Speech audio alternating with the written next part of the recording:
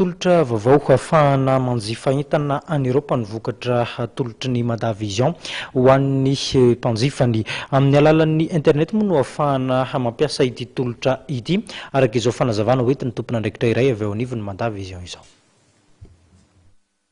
Ho fanatanterana ny laharam-pamiany dia nametraka tolotra vaovao ny orinasa Madavision amin'ny alalan'ny Buy in Mada, fomba iray ahafahan'ireo mpanjifa malagasy mividy entana ao amin'ny firenena Europeanina amin'ny alalan'ny internet. Nampahafantariny io maraina io tamin'ireo mpanao gazety tetsy amin'ny hôtel Colbert Antareninina no mikasika izany tolotra vaovaony Madavision izany. Dia teo amin'izay no hita fa maro ny sakana tsy ahafahan'ny malagasy tsotra zana ianao mividy entana sur internet.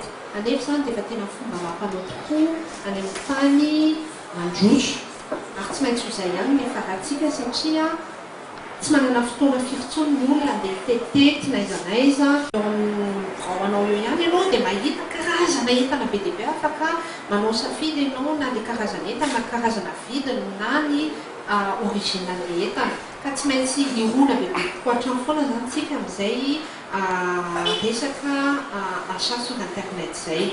Tsotra dia tsotra ny fampiasana ny tolotra Buy in Mada any Madavision ho an'ireo rehetra mamaly ny fepetra takina ary miditra mpikambana. Laza ihany koa ny Madavision fa izy no manatitra ireo entana nafarana rehetra manerina faritra maro eto amin'Nosy. Ankoatran'ny Madagasikara sy Europa dia azo ampiarina any Amerika, Kanada ary firenena aziatika ihany koa ny tolotra Buy in Mada ato.